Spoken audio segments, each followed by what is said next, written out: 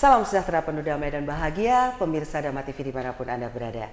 Senang sekali saya Satna Dewi bisa menyumpai Anda kembali tentu dalam acara Manage Your Mind. Kata kunci kita adalah mind it's not everything. Bahwa mind atau batin kita bukanlah segala-galanya. But everything is from mind. Tetapi segala-galanya berasal dari batin kita. So, jadi manage your mind. Kelola batinmu. Sebenarnya untuk apa kita mengelola batin kita? Saya yakin semua dari kita ingin atau bertujuan hidup lebih bahagia. Tapi di tengah carut marut, gejolak, dinamika kehidupan, bagaimana kita bisa bahagia? Tentunya ada kata-kata kunci. Kenalilah dirimu, maka engkau akan mengenali Tuhanmu. Kalau sudah mengenal Tuhan, katanya kita akan hidup bahagia. Apakah itu betul? Baik, pemirsa Dhamma TV, perbincangan kali ini mungkin akan sedikit membuka wawasan kita tentang masa atau di mana kita mengenal diri kita. Kali ini kita akan membahas tentang menjadi generasi milenial yang berbudaya. Generasi milenial pun ingin hidup bahagia dengan gaya hidup mereka yang sekarang. Dan tentunya kita akan berbincang-bincang dengan mereka-mereka ini atau beliau-beliau ini. Saya anggap beliau aja karena mungkin boleh jadi reinkarnasi mereka jauh lebih tua dari saya. Enggak juga. Kita kenalan dulu. Ini ibu dosennya namanya panjang sekali. Katanya cukup dengan Ibu Rosi. Apa kabar Ibu Rosi? Kabar baik, alhamdulillah. Dulu Ibu apa Mbak ya? Mbak aja. Oh Mbak ya, nggak apa-apa ya Mbak Rosi ya? Nggak apa-apa. Oke, dan yang berikutnya ini cukup panjang. Beliau ini adalah mahasiswa, masih mahasiswa. Kita tanya nih mahasiswa semester berapa? Muhammad Mas Pup Tajul Arifin. Cukup dipanggil dengan Tajul. Apa kabar Mas Tajul? Kabar baik, alhamdulillah. Jurusan apa ini? Saya jurusan psikologi, Bu. Semester? Semester 4 baru. Oh, udah tahun kedua ya. Ya. Ini muridnya. Ini apa? mahasiswa. Iya. Hubungannya mahasiswa, antar dosen dengan mahasiswa. Oh, gitu. Iya. Kayak kakak adik gitu Oh ya. iya, alhamdulillah. Muka saya yang terlalu boros mungkin. Oke, baik. Kita santai-santai aja karena ini adalah masalah kita sebenarnya persoalan-persoalan. Saya nggak ngomong masalah ya. Masalahku kok ketoknya repot banget gitu ya. Kita ngomongnya soal aja. Kalau soal kan kayaknya ada tantangan untuk dikerjain nih gitu ya. Sehingga kalau ngerjain ujian kita paling nggak bisa naik kelas gitu kan. Kalau nggak pernah ujian, kapan naiknya gitu? Kapan naiknya? Kapan ujiannya? Masalahnya saya nggak pernah ikut ujian, bolos terus. Loh. Nanti ketemu namanya ujian kehidupan loh. Ujian kehidupan itu kita juga kalau di hadapan pada itu, kalau saya bilang wah ini kesempatan untuk saya bisa meningkatkan kualitas kualitas batin itu tadi loh, supaya lebih baik lagi. Naik tingkat. Oke.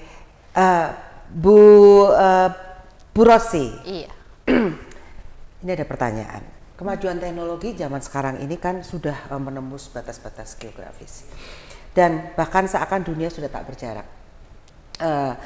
Bukanlah penghalang untuk tetap melestarikan budaya-budaya kita sendiri. Apa pandangan Anda terhadap generasi milenial saat ini, Bu Rosi? Saya kira generasi milenial itu adalah generasi yang luar biasa. Hidup di zaman yang serba luar biasa. Di mana semua kecanggihan mereka di genggaman mereka ya? Iya, ada di genggaman mereka. Artinya mereka hidup serba enak lah ya.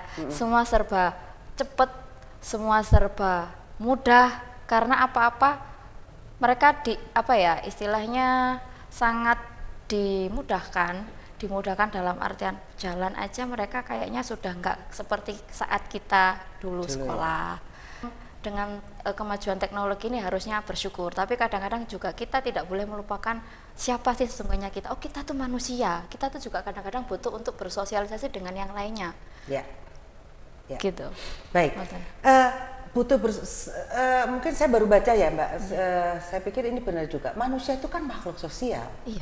Dia juga harus punya jiwa sosial. Iya. Wajib gitu loh. Wajib gitu. Jadi kalau kita kehilangan sifat-sifat sosial kita, berarti kita bukan makhluk sosial itu dong, kita jadi kayak apa gitu. Manusia yang kurang setengah gitu. Artinya dengan kemajuan ini tidak kemudian melengahkan kita atau membuat kita semakin terlena. Artinya harus pandai dalam mengelola kemajuan teknologi yang sekarang kaum milenial ini kan kayaknya iyalah ini zamanku, tapi tidak boleh kemudian kita melupakan bahwa hakikatnya seperti misalnya kayak yang saya contohkan tadi, Itu saya sampai ketawa. Mas, ini ya kasih uang sekian 10.000 hanya beli permen, mana kembaliannya? Padahal Pak Gojeknya itu di tengah-tengah hujan deras, ya Allah. Ini anak diajari apa enggak ya sama orang tuanya? Ya. Terima kasih kek atau apa kek? Ya. Enggak sama Enggak, ya. sekali. Nah, itu Jadi yang artinya kehilangan kemudian ya. kita harus benar-benar maintenance banget seperti sebagai orang tua khususnya atau sebagai pendidik, bahkan Ya. nggak harus orang tua dan pendidik, kita di masyarakat ini juga harus saling mengingatkan ketika Ya. ada hal yang negatif dari kemajuan teknologi yang sekarang kita hidup di dalamnya. Iya, iya. Ini kita tanya Mas Tajul. Mas Tajul boleh dong sebagai wakil milenial. Gimana sih sebenarnya cara berpikir Mas Tajul tentang ini? Kalau menurut saya pribadi sih, dari teman-teman saya dan juga saya sendiri sih, kalau generasi milenial yang sekarang ini kayaknya lebih suka ke semuanya serba bebas gitu ya. Jadi semuanya aku ya bebas ngapain apapun yang ingin saya Kepoin lakukan apa gitu gitu ya. Jadi nggak peduli omongan orang, nggak peduli kata orang, sesuai aja dengan gaya hidupku gitu ya. Padahal sebenarnya kan kita dari dulu sudah diajarkan untuk unggah-ungguh, bagaimana cara kita menghormati orang tua, bagaimana cara kita berpakaian atau apapun yang bersifat dengan adab, dengan sopan santun dan etika. Saya rasa zaman sekarang kayaknya ada pemelintiran di daerah, di sekitaran lingkungan saya dan teman-teman, bahwasanya generasi milenial sudah mulai kehilangan jati dirinya gitu ya. Jadi kita bolehlah kemajuan teknologi berkembang pesat, tapi kita harus tetap menjadi diri kita sendiri. Mungkin seperti itu ya. Oke, ini anu ya, curhatan. Ya. Kaum milenial ternyata, loh ini Mas Tajul kok orang tuanya bekerja nggak dua-duanya? Orang tua saya bekerja. Dua-duanya bekerja? Dua-duanya bekerja. Ibu, banyak orang tua yang Ya. bekerja tidak bertemu anak-anaknya. Nah, jadi itu dia. tata krama, adab budi pekerti kan harusnya memang dimulai Orang dari tua orang yang tua. paling Ya. utama Jadi dimulai kan dari bukan orang tua. kesalahan anak-anak sehingga anak-anak itu Bukan. menjadi seperti ini. Makanya Bagaimana? itu tadi kan seperti yang dibilang Pak Gojek yang di sebelah saya tadi, iya ya, gini ini kan yang salah siapa ya? Ini anak kan sekarang dimudahkan dengan berbagai fasilitas. Data, oh rumahnya seperti ini, otomatis oh orang tuanya berada. Berarti kemungkinan besar dia jarang bertemu dengan orang tuanya, walaupun difasilitasi katakanlah mulai sekolahnya, sekolah yang paling mahal, ikut les ke sana kemari. Tapi kan bagaimana orang tua katakanlah walaupun dia memberikan pendidikan yang baik dengan kualitas dan fasilitas yang paling baik, tetap kita controlling tetap dari kita. Artinya harus siap untuk berhubungan Ya. dan menghubungi katakanlah wali kelasnya, gurunya, di sekolah seperti ini, di sekolah seperti apa, di rumah seperti ini. Itu nanti ketika itu sudah terjadi maka akan ada yang namanya imbal balik, jadi ada komunikasi efektif Ya. untuk apa ya, istilahnya sama-sama membuat anak kita ini memiliki karakter yang kuat sebagai anak generasi milenial dari bangsa Indonesia yang Sesungguhnya, seutuhnya. Iya. Kan? Jadi sepertinya sekolah-sekolah sekarang ini lebih mengutamakan ke pengajaran. Ya. Anak-anak harus ranking 1 dan itu ternyata menjadi sebuah ini ya. Saya lihat ibu-ibu itu anak ranking berapa? Saya tuh nggak dari dulu nggak suka ranking-ranking. nah Iya, iya kan? betul, Bener Dek. kan? Itu dihapus aja deh gitu kan. Iya, dihapus aja deh. Kan anak bisa lebih bagus di matematikanya, mungkin lebih bagus di seni mungkin, tapi Ya. mungkin lebih bagus di dia punya karakter yang suka menolong mungkin. Nah, Kenapa nggak itu kita kasih dia. penghargaan seperti itu. Itu kalau kembali ke kita sebagai seorang yang paham dengan ilmu psikologi ya, artinya sudah saatnya kita ini memandang anak didik atau individu itu sebagai manusia yang memiliki banyak kelebihan dengan berbagai variasi kelebihan itu tadi. Ada yang kita katakan sebagai kecerdasan majemuk lah ya, multiple intelligence. Yeah. Nah, itu yang harusnya kita apa ya, kenalkan ke semua pihak, khususnya orang tua yang selama ini mungkin enggak, anakku harus pintar matematika, anakku kalau nggak pintar ini nanti nggak bisa masuk perguruan tinggi negeri yang diinginkan, ke luar negeri mungkin, padahal itu kan sekarang kayaknya sudah bukan jadi tolak ukur yang utama gitu. Jadi itu yang harus kita multiple intelligence saat ini juga harus banyak dikenalkan, karena dari sana nanti oh anak ini ternyata jiwa seninya. Bahkan kadang-kadang kan orang kadang-kadang seperti ini yang saya ketahui, Jadi orang kadang menyepelekan, oh bapak ini, saya kebetulan mengajar di salah satu universitas UT gitu ya Bu, punya ada teman dari seni tari gitu ya, dosen seni tari, cuman dia kan nyentrik gitu nggih. Itu ada dosen yang mungkin ya gitu tadi, mungkin kaku gitu ya pemahamannya. Loh bapak, kenapa bapak ngajar pendidikan tapi kok ini dosen apa mahasiswa ya? Atau orang luar nih? Padahal beliau itu adalah dosen, cuman memang dilepas atribut yang mengatakan bahwa dia dosen. Nah itu yang harusnya kita hindari. Kadang-kadang orang berpikir bahwa seni itu bukan sesuatu yang bisa membuat kita kaya gitu kan ya. Padahal justru dari saya belajar banyak dari teman-teman yang concern terhadap seni tari, kemudian seni musik, seni tari Jawa kebetulan. Itu sungguh luar biasa. Ternyata mereka dengan hanya atau dengan memiliki kelebihan di sana, mereka bisa mengharumkan nama bangsa yang ternyata di luar ekspektasi kita yang selama ini kayaknya posisi seniman pasti kayaknya kan orang tua kadang-kadang nggak perlu deh kayaknya masuk ke sana. Iya. Karena zaman saya dulu ojo duwe mantu seniman uripe gak bakalan kena. Nanti Mas Tajul, saya lihat gayamu seniman, nanti kita akan diskusi lagi ya tentang itu. Baik pemirsa Dharma TV, tentunya kita akan lanjutkan slide satu ini, tapi jangan lupa bahwa kita punya dupa Dupalu. Anda bisa lihat bahwa Dupalu ini organik, tidak pedih di mata, memakai aroma pewangian alami, dan tentunya bisa didapat di Dharma TV, dan keuntungan akan diperuntukkan untuk kegiatan-kegiatan sosial. Jangan lupa Anda bisa membeli dupa untuk keperluan ibadah ataupun aromaterapi. Baik pemirsa Dharma TV, tentunya masih bersama saya Sapna Dewi dan narasumber kita Ibu Rosi, Mbak Rosi dan Mas Tajul dari Universitas Raden Rahmat Malang ya. Oke, ini aku pengen tahu Mas Tajul ini muda dan pengen masuk psikologi. Kenapa Mas? Saya mau nanya. Kalau saya sendiri masuk psikologi karena saya ingin mengenal diri saya sendiri. Dari awal saya seperti itu ya. Sesuai dengan yang tadi ya. Di awal tadi bahwasanya siapa yang kenal Tuhannya maka dirinya maka kenalkan Tuhannya. Ternyata itu ada satu mata kuliah ya. Kalau di psikologi mungkin masuk ke filsafat manusia. Tapi memang jarang manusia yang mengolah di dalam laboratorium dirinya. Nah gimana Mas Tajul? Ini tadi kita berbicara tentang kebebasan anak-anak milenial. Udah zamannya sih gitu kan. Kita dulu kan masih di kotak-kotak gitu kan. Oleh gak ojo rapi mbak seniman, melarat uripe. Padahal justru dengan mereka kita bisa kemana-mana. Nah, itu yang saya tahu. Kan bisa dulu kita kan bisa ke Prancis, bisa ke Jepang. Ini anak milenial bakalan jawab tuh. Kok pasti dengan segala argumennya. Dulu kalau bisa jadi pegawai negeri karena apa? Dapat pensiun. Sekarang kok kayaknya nggak tren gitu ya.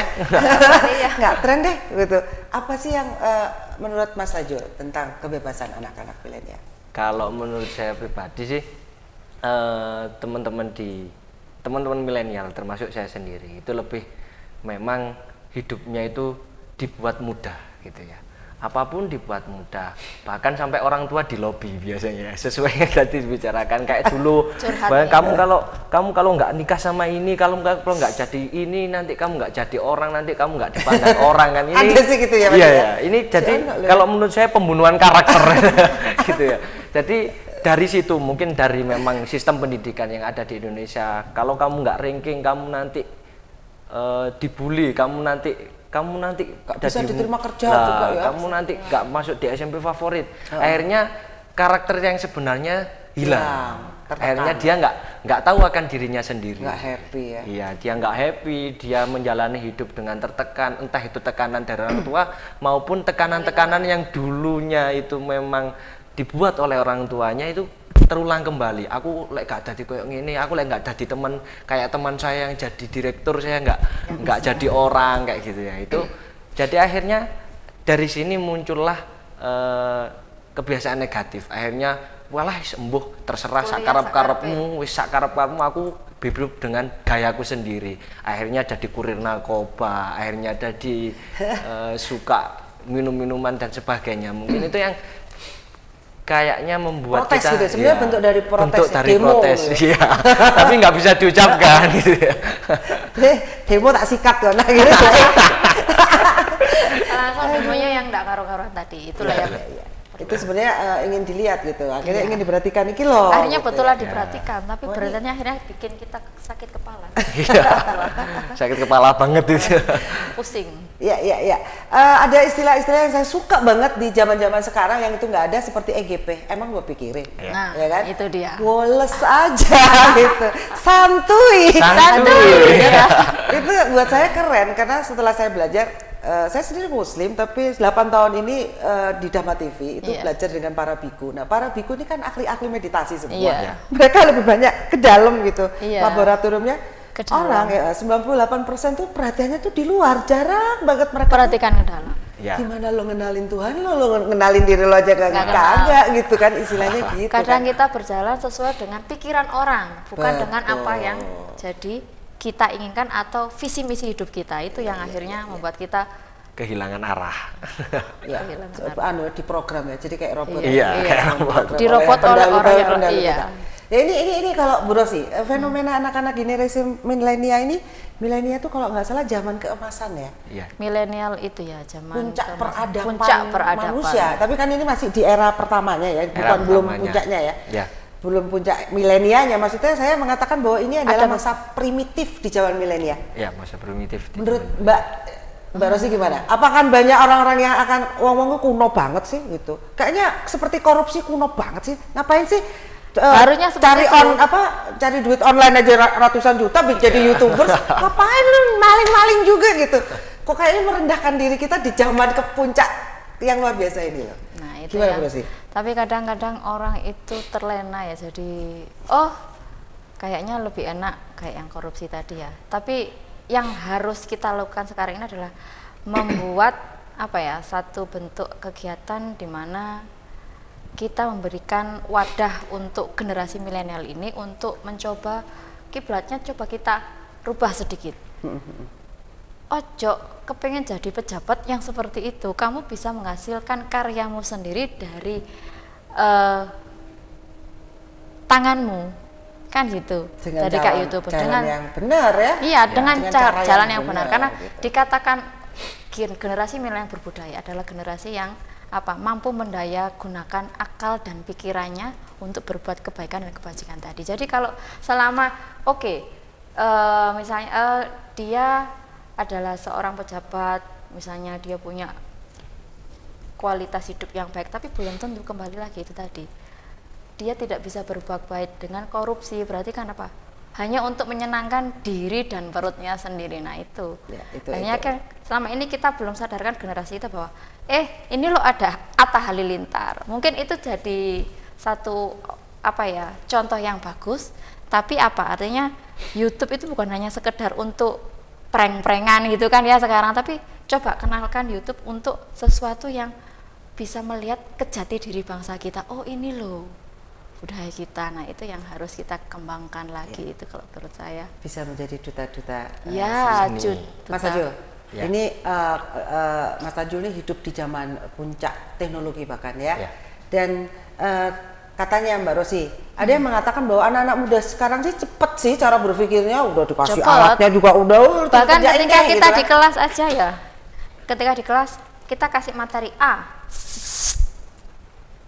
tanya, mereka lebih cepat daripada kita. Kita kan taunya belajar itu dari teori yang kita dapatkan lewat membaca manual. Mereka sudah, wah coba deh sekali-kali. Tapi tinggal browsing. Nah, Google itu. Ya itu ya Mbak Google ya, ada YouTuber ya. Iya. Tapi artinya kalau di kelas gunakan sebaik mungkin, artinya nggak digunakan untuk ketika ujian. Nah itu kan juga salah. Ya. Mas Ajul, kalau teknologi bisa secepat itu di dalam mengakses ilmu gitu ya, ilmu pengetahuan, apa sih harapannya bahwa kok Mas Ajul masih sekolah di sebuah universitas gitu, yang ada dosennya gitu, dosennya aja kalah cepet sama gue gitu kan? Nah, apa yang diharapkan dari pengajar-pengajar kalian? Apakah mereka seorang mentor, pendamping? Yang jelas mereka lebih tua, lebih senior gitu ya? Apa perlu bimbingan dari hal-hal tentang kehidupan mungkin gitu, jauh-jauh lebih efektif mungkin? Gimana Mas Ajul? Kalau menurut saya pribadi, kalau di HP ini kan teori ya. Lebih kalau kita datang ke kampus, kita komunikasi dengan dosen, kita berinteraksi sosial dengan dosen, berinteraksi sosial dengan teman-teman di kelas, itu lebih ke, ada satu pepatah dulu di buku saya di SD itu kan ada setiap di bawahnya itu, saya suka bahasa Inggrisnya agak belepotan ya, tapi the best teacher is experience ya kan ya.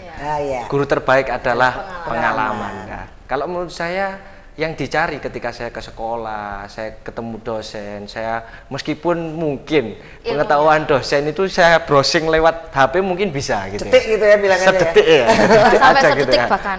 Tapi pengalamannya, interaksi sosialnya, bagaimana kita menghormati guru, bagaimana kita berbicara dengan guru, bagaimana kita beradab dengan teman-teman dan guru, itu yang saya rasa ilmu yang tidak ada dimanapun gitu. Itu penting ternyata. Ya, ternyata. Itu penting loh Bu Rosi. Bagus banget ya.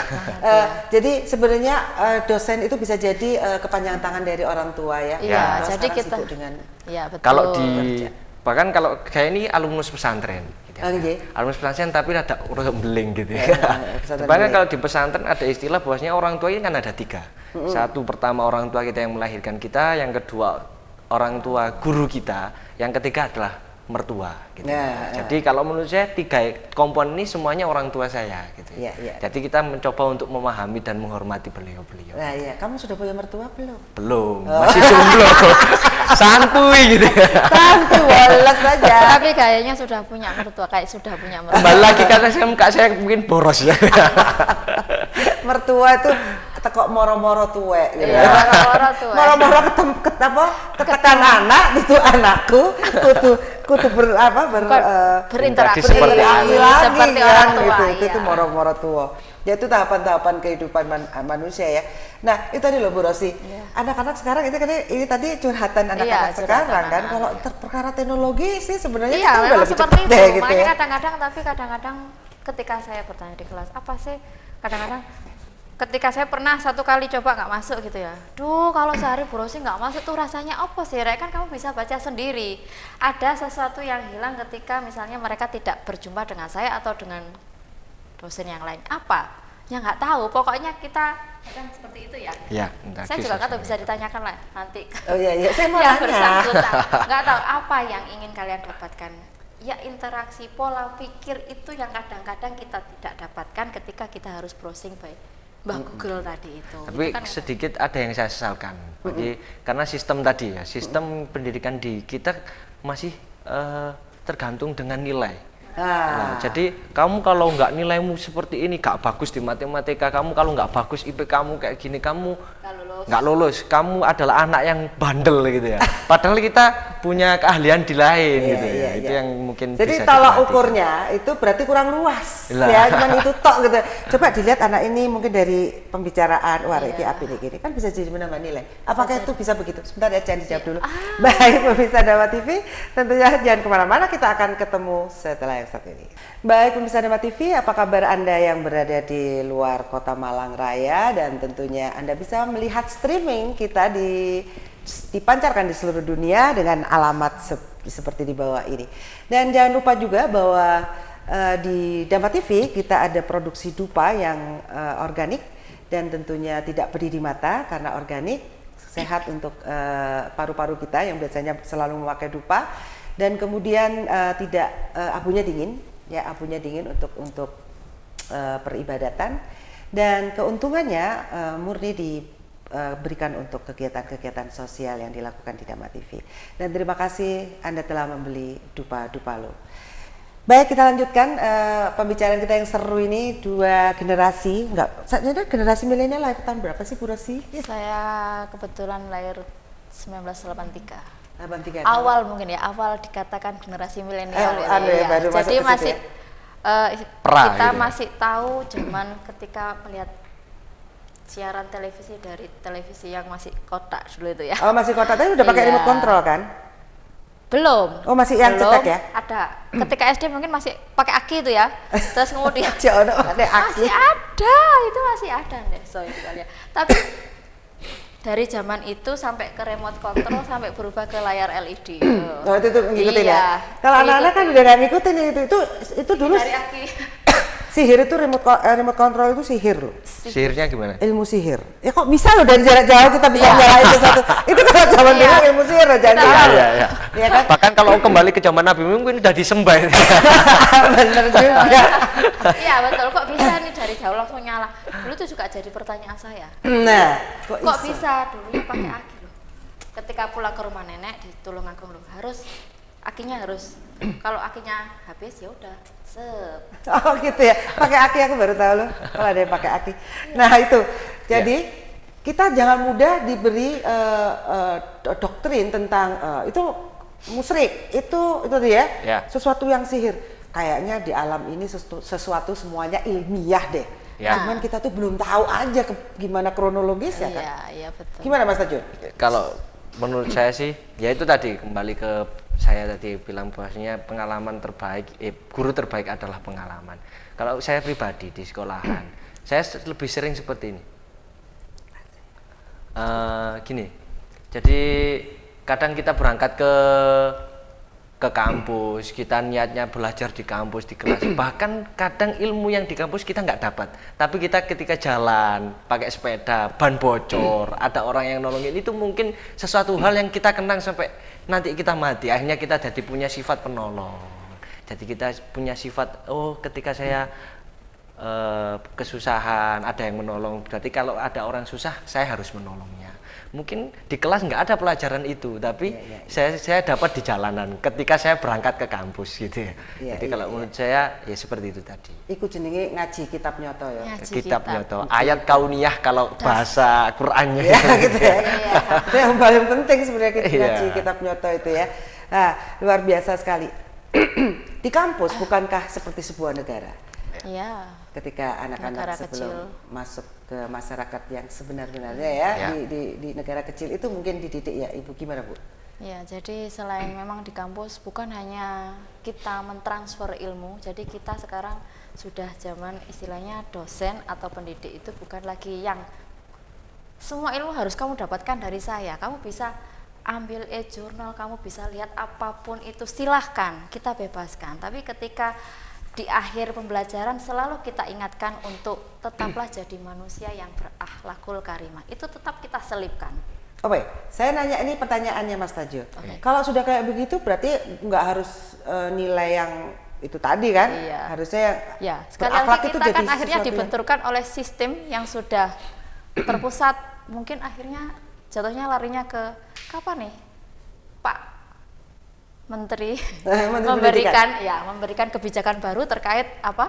Sistem mungkin pembelajaran, proses dan evaluasi. Kan itu tadi mungkin yang ditanya adalah evaluasi pembelajaran sekarang kayaknya sudah nggak mungkin deh kalau harus saklek seperti ini gitu kan. Kemarin-kemarin kan kita dengar bahwa Pak Nadiem Makarim akan memunculkan satu konsep bahwa nanti mungkin S1 tuh nggak perlu deh sampai 8 semester. Bisa jadi 5 selesai. Nah itu mungkin langkah kita tunggu. Iya, SMK kalau memang seperti itu. Setahun aja cukup SMK. Kayak diolor-olor buat ngolor-ngolor duitnya juga sih kayaknya zaman dulu. Makanya kayak gitu itu kan kuno kan. Ngapain sih makap-makap kuno deh? Kayaknya gak ada lagi nih gitu. Kayaknya kita bisa mengolok-olok mereka-mereka itu. Sebagai suatu peradaban yang primitif gitu kalau masih melakukan seperti itu.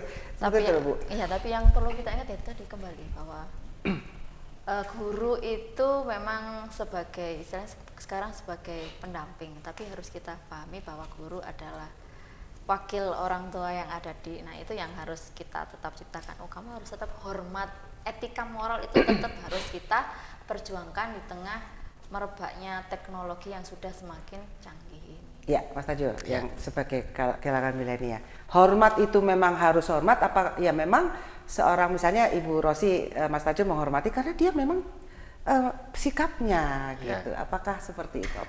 Ono juga sih dosen nggak bisa dihormati mungkin ya.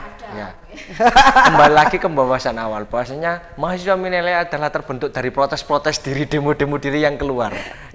Keluar ketika kita sudah dewasa. Akhirnya kita suka protes. Akhirnya kita membuat sesuatu stigma bahwasanya saya ingin hidup bebas gitu ya.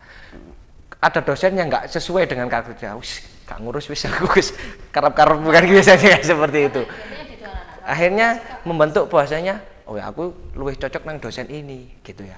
Tapi sebenarnya kalau menurut saya pribadi, kalau saya pernah dengar satu kajian budaya di Pak Agus Sunyoto. Ya, tahu. Pak Agus Sunyoto. Bahasanya waktu itu membahasnya temanya yang menarik ya. Kalau ingin maju kita kembali untuk mundur ke masa depan gitu ya. Jadi kita kalau mau maju menghadapi zaman yang semakin pesat ini, kita harus mundur dulu. Kita belajar dulu kepada orang-orang dulu bagaimana kita, kalau dulu kita nggak ada, misalkan kalau zaman sekarang anak-anak zaman milenial karena freedom ya, sukanya yang kebebasan. Wah, gak mangan burger, gak keren. Mudah saja orang-orang zaman dulu. Karena orang zaman dulu nggak ada nasi ya wis singkong aja, nggak ada apapun, nongko si gurung mateng tewel aja dijangan seperti itu. Lebih ke gimana ya, kesederhanaan dan juga neriman gitu ya. Jadi kalau menurut saya bebas itu ya ada diri kita sendiri, bukan orang yang membentuk, tapi jiwa kita bebas dulu gitu ya kalau menurut saya. Jadi kita bebas. Kalau kita sudah bebas mungkin kita bisa hormat kepada semua orang gitu. Iya. Bisa menghormati semua orang, bisa lebih memanusiakan manusia seperti itu. Kebebasan yang sebenarnya tunduk pada hukum dan aturan alam atau Allah ya, kayaknya seperti itu ya tadi loh. Hukum sebab akibat tadi. Sebab akibat. Nah, kamu nandur elek ya akhirnya dadine elek. Engko pas wayahe musibah golek kambing hitam. Kan gitu. Enggak boleh gitu loh orang bebas ya. Ya kamu harus bebas juga kan. Artinya nggak boleh disebutkan. Oke, mengacu kepada Pancasila, ketuhanan yang Maha Esa. Berarti anak milenial anggap saja harusnya tunduk pada main game iku rek, kan kudu ono aturane sih. Nah, iya kan? Kalau hidup ini adalah sebuah game-game, kan kamu harus belajar yang namanya aturannya gitu, sistemnya, hukumnya. Nah, pasti akan lahir di sila kedua manusia-manusia yang punya peri kemanusiaan. Dia punya fair, adil gitu loh. Menempatkan posisi itu adil dan beradab. Dan saya rasa mungkin yang tadi dosennya yang nggak seret tadi itu kan termasuk kecerdasan emosional sih sebenarnya. Bagaimana mengelola ketika berhadapan dengan si A, berarti aku harusnya seperti ini. Mendidik sikap-sikap bijaksana mungkin anak-anak menjadi jauh lebih bijaksana, nanti bebas tapi memahami hukum dan aturan, ya kan, terus kemudian menjadi jauh lebih bijaksana. Karena kita tidak ingin mereka menjadi artinya individu yang akhirnya merusak gitu kan ya. Dengan bebasnya tadi bukan berarti mereka bebas ngapa-ngapain, tapi harus tetap bebas yang bertanggung jawab. Tanggung jawabnya kembalinya ke siapa? Ya ke Allah dan ke alam, ke Tuhan dan ke alam sekali lagi gitu. Iya. Bertanggung jawab tadi ya harus menerima resiko segala resikonya lo ya. Iya. Jangan terus stres. Nanti kalau satunya stres bunuh diri. Tapi diri. banyak gak sih kasus-kasus bunuh diri?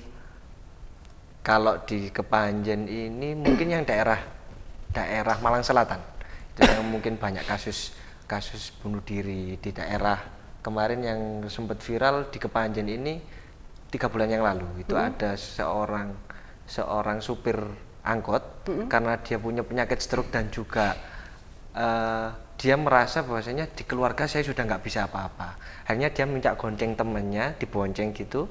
Dia minta turun, pamitnya mau kencing gitu. Akhirnya loncat ke Sungai Brantas. Gitu. Oh, bunuh dirinya gitu aja? Ya, bunuh dirinya seperti itu. Karena frustasi dia nggak bisa apa-apa, menganggap dirinya nggak bisa apa-apa. Memberikan kontribusi apapun lagi gitu di keluarga ya.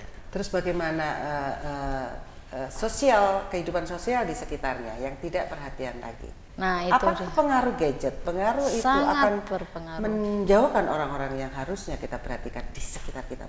Negatif itu adalah sebagian dari dampak negatif kemajuan teknologi. Jadi yang perlu kita pahami adalah memang dengan kemajuan teknologi sekarang yang sangat luar biasa ini, kita dimudahkan meraih dan untuk melaksanakan apapun. Tapi ya itu tadi, sekali lagi kita sebagai makhluk sosial akhirnya intisari dari makhluk sosial itu tadilah yang kita tidak dapatkan. Ketika ada orang yang bunuh diri, misalnya, di tengah-tengah kereta api, loh orang itu ngapain? Tak shoot mungkin gitu ya. Sekarang kan gitu, lalu viral. Nah itu kan yang akhirnya, ya Allah ini siapa sih yang tega-teganya orang seperti kan artinya dia butuh bantuan. Kok malah di video itu kan sungguh luar biasa. Ini orang kita sisi kemanusiaannya kemana? Jadi luntur ya. Nah, hanya itu. karena bersentuhan dengan didominasi persentuhannya dengan teknologi. Jadi kehilangan rasa kemanusiaan. Rasa kemanusiaannya akhirnya hilang dan akhirnya ya itulah yang akhirnya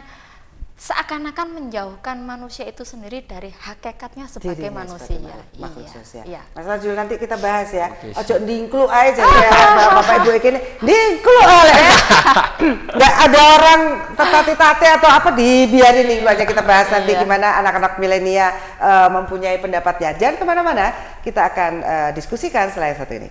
Baik, pemirsa Dharma TV, tentunya masih bersama saya Satna Dewi dalam tema kali ini adalah menjadi generasi milenial yang berbudaya.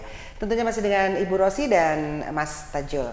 Baik, Mas Tajul, ini ada istilah nih kalau di depan kita, namanya generasi. Saya masih punya ayah yang usianya 81 tahun yang tentunya dengan gadget itu kurang begitu akrab, sehingga ketika anak-anaknya pada datang, cucu-cucu dingkluk, kabeh kita merasa kesepian gitu. Iki kok dingkluk kabeh. Nah, itu ya. Iya, itu udah, masalah itu kita ya. semua kayaknya. Masalah di dunia deh kayaknya ya. Iya. Gimana Mas Tajul? Menurut Mas Tajul? Ya. Sebagai orang-orang yang mengaku bahwa saya orang bebas. Orang gitu. milenial. Bebas mau Ya, menundukkan kepala gitu ya. Itu tadi, bahwasanya kita mulai kehilangan jati diri, itu tadi ya. Karena saya sendiri mungkin kadang ditegur sama orang tua ketika kita berbicara, terus kita main HP. Saya tertarik dengan omongannya, saya ngefans banget sama yang namanya Sujiwo Tejo. Saya ngefans banget, bahwasanya dia pernah bilang bahwasanya kamu belajar tinggi setinggi apapun, tapi ketika ada orang ngomong kamu main HP, ada pramugari memperagakan kamu main HP, itu namanya kamu nggak memanusiakan manusia. Itu yang sangat saya pegang, bahwasanya kita oke lah, kita bolehlah kita menjadi pribadi yang bebas. Bebas dalam artian kita harus bebas dengan diri kita sendiri dulu. Akhirnya kita bisa bagaimana kita tahu menempatkan diri ketika saya menghadapi orang tua, ketika saya menghadapi mbah katakan, ketika saya berhadapan dengan orang yang berbicara, kan nggak etis gitu ketika kita main HP mulu, kita nggak, bahkan kalau dulu kita saya ingat dulu ketika saya ngomong sama orang tua, kita harus benar-benar fokus kepada omongan beliau. Kontak sosial Ketika orang tua bicara dengan orang lain, kita nggak boleh nyelani atau apa istilahnya, kita memotong pembicaraan. Kalau zaman sekarang kita dipanggil aja mungkin 4 kali main, takut AFK gitu. Takut kena dis. Justru yang katanya bebas, kita semakin tertutup dengan diri kita sendiri gitu. Ya. Jadi kita harus bebas dengan agak lebay nih ya sikapnya, agak lebay. Kak pasrek gitu. Tapi kalau nggak ada yang protes, nggak ada alarmnya, ya kita terus aja kita anak ya. Ibu, gimana? Adakah nggak jalan keluar dari perbedaan generasi ini? Ya, kalau dari saya pribadi sih, dari angkatan milenial pertama ya. Artinya ya kita mencoba untuk masuk ke dunia mereka, mencoba untuk belajar, ikut belajar apa sih yang mereka senangi dari gadget itu, dari gawai itu, sehingga kita tahu kontrolnya itu, oh nak 5 menit lagi, 5 menit lagi, 2 menit lagi selesai ya, nanti main deh sama mama. Tapi nanti setelah belajar dan setelah sholat mungkin. Jadi kita ingatkan, ada kewajiban-kewajiban yang harus kita tunaikan. Entah kewajiban kepada Tuhan, kewajiban kepada sesama, memenuhi kewajiban sekolah itu kan berarti kewajiban dia untuk masa depannya dia juga. Setelah itu baru, ayo deh main sama mama gitu ya. Jadi mencoba menjadi generasi orang tua yang bisa mengikuti alur mereka gitu kan, menurut saya. Oke, ini pelajaran buat saya deh. Iya. Mas Tajul gimana Mas Tajul? Kalau tiba-tiba ibunya ikut-ikutan main game gitu, bapaknya ya. Aneh gitu. Aneh, tapi ini mungkin masih kecil ya putranya ya. Iya. Aneh ya. Iya. Saya kadang-kadang gini, tanding terus, kapan jadi juaranya? Juara dunia dong, ayo gitu malah gitu. Iya. Kan sekarang ada e-gamers itu juga, jadi kita juga harus melek terhadap kebutuhan mereka gitu loh artinya. Jadi istilahnya gitu ya. Iya, gitu kayaknya. merosot akhirnya lah. Jadi ya sudah lah. Sekenanya, tapi tetap kita tarik ulur. Kontrol ada tetap pada diri kita sebagai orang tua gitu. Ya. Mas Tajul, ada nggak godaan-godaan narkoba di luar sana? Apakah itu masih jadi sebuah tren dari pergaulan? Kalau menurut saya ini buka-bukaan ya. Iya. Karena memang di 2012 saya ingat ketika saya mondok di Ngonalegi, bahwasanya peredaran narkoba terbesar adalah di Ngonalegi gitu. Bahkan saya melihat dengan mata kepala saya sendiri, narkoba ini mulai masuk di kalangan teman-teman. Kemarin ya di Madura sempat ada ustadz yang mengedarkan narkoba dengan alasan bahwasanya biar semangat ngajinya gitu ya. Ini kan sesuatu ya gimana ya, halu banget gitu ya. Nah di kalangan milenial mungkin sekarang, lah itu tadi karena kembali lagi ke omongan saya bahwasanya sebenarnya generasi milenial mungkin bebas dia, tapi salah gitu ya menurut saya. Akhirnya dari jiwa-jiwa yang alay gitu ya. Kena masalah titik, wah minum lah biar keren. Kena masalah titik, narkoba lah biar keren. Kalau menurut saya nggak keren lah. Kamu nggak bebas dengan dirimu sendiri itu. Kamu nggak tahu dengan diri kamu sendiri. Kalau menurut saya bebas. Ada satu tembang yang mungkin saya ingat sampai sekarang dan kemarin sempat dipopulerkan oleh idola saya Sujiwo Tejo ya. Bahwasanya sugih tanpa bondo didaya tanpa aji, terima mayu pasah sepi pamrih tepi adi. Kalau menurut saya ini filosofi budaya yang sangat matang dan dalam. Hakikatnya, sejatinya. Sebenarnya generasi milenial bebasnya harusnya nggak niru barat dong, hedon, keluar kemana-mana. Seharusnya kita Tetap niru ini loh, niru bangsa. ya budaya bangsa. Bahwasanya kita ya bebas dengan diri kita sendiri. Oh kalau kita nggak punya mobil ya kita kalau adanya sepeda ya sepedaan aja lah, bebas aja. Kita nggak punya baju yang bagus ya udahlah baju. Ya itu kan kalau zaman sekarang kebalik gitu ya. Inginnya bebas tapi tertekan dengan gaya hidup sosialnya teman-teman. Kamu nggak pakai sepatu harganya segini, apalagi kemarin di YouTube sempat outfitnya berapa gitu, sampai 100 miliar dan sebagainya. Ini kayaknya semakin nggak membebaskan diri kalau terjajah dengan dirinya oleh sendiri. Budaya luar. Iya, terjajah sebenarnya oleh pikirannya sendiri. Ternyata nggak bebas loh kau. Nggak bebas. Ternyata kamu nggak bebas gitu ya. Karena saya lebih suka teman-teman yang apa adanya gitu ya. Ketika kita nggak punya sepatu, bahkan saya sendiri kalau ke kampus biasanya nggak punya kaos kaki saya saya basah gitu ya. Kaos kaki sesian saya pakai biasa aja gitu. Jadi bebas aja ya. Ternyata itu jadi brand gitu ya. Jadi kalau menurut saya kita harus bebas dengan diri kita sendiri itu. Tergantung kayak narkoba mulai masuk, terus minum-minuman keras mulai sudah biasa di kalangan generasi milenial. Kalau menurut saya pribadi sih ya kita harus kembali bahwasanya kita harus bebas dengan diri kita sendiri gitu ya. Ada bagian teman-teman kamu kon nggak melok aku kon ya nggak keren gitu ya. Dari teman-temannya ada yang mengikuti kamu kalau naik mobil, kamu kalau nggak naik ninja nggak keren. Kalau menurut saya itu orang-orang alay lah kalau saya seperti alay itu ya. Jadi kita harus bebas dengan diri kita sendiri. Aku tuh keren kalau nggak ngikutin kamu deh. Itu baru keren ya kan? Aku tuh keren kalau nggak ngikutin kamu gitu. Ini loh aku. Gitu. Inilah aku gitu. Ya, jadilah diri sendiri ya seperti itu.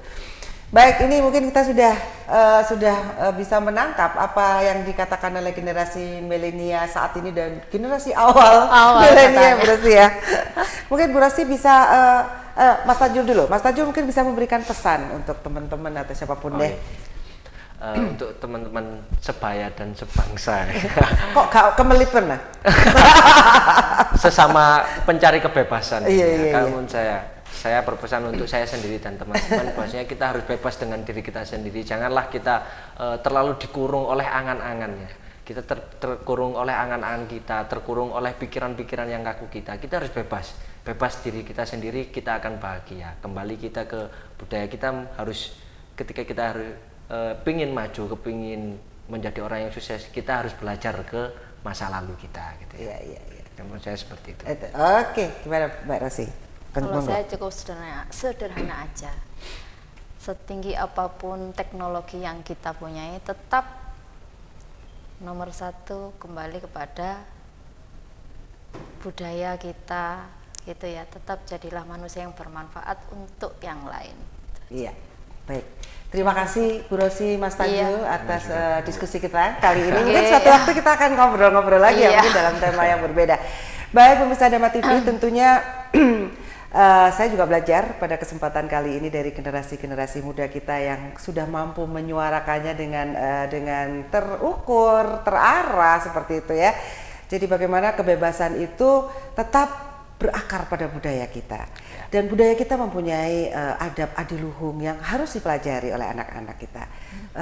Saya sendiri di Rumah Seni Budaya Singasari memang bekerja sama dengan anak-anak muda untuk lebih mengenal budaya mereka.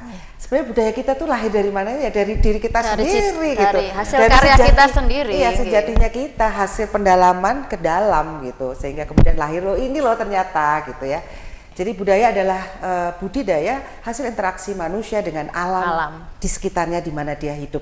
Jadi ya jelas budaya kita beda lah sama yang di Timur Tengah sana, atau mungkin di China sana, atau mungkin di Barat, itu beda gitu. Dan kita akan saling mengagumi, saling oh gitu ya, gitu ya. Bukan saling, buatku sempalin apa, buatku sempalin benar, bukan seperti itu. Saling mengagumi bahwa inilah kreatif dari inilah warna gitu ya. Warna dari Allah. Kalau saya bilang bahwa Allah itu adalah zat yang maha kreatif tak terbatas, sang maha kreatif tak terbatas dengan kita melihat semua karya cipta yang ada di jagat semesta ini. Mungkin seperti itu. Dan saya ingatkan kembali bahwa di Dhamma TV Anda bisa dapatkan dupa lo yang organik, aromanya harum, jadi wangi sekali. Ada beberapa aroma cendana, melati, mawar yang semuanya organik, tidak pedih di mata, tidak juga pedih di tangan karena abunya dingin, dan bisa dipakai untuk peribadatan ataupun aromaterapi, sangat menenangkan. Keuntungan akan dipersembahkan untuk kegiatan-kegiatan sosial di Dhamma TV. Baik pemirsa Dhamma TV, tentunya kata kunci kita adalah mind. It's not everything, but everything is from mind. So, manage your mind. Saya Sapna Dewi beserta kru Dhamma TV mengucapkan banyak terima kasih atas perhatian Anda dan mohon maaf jika ada salah kata. Kata akhir saya, semoga semua makhluk hidup berbahagia.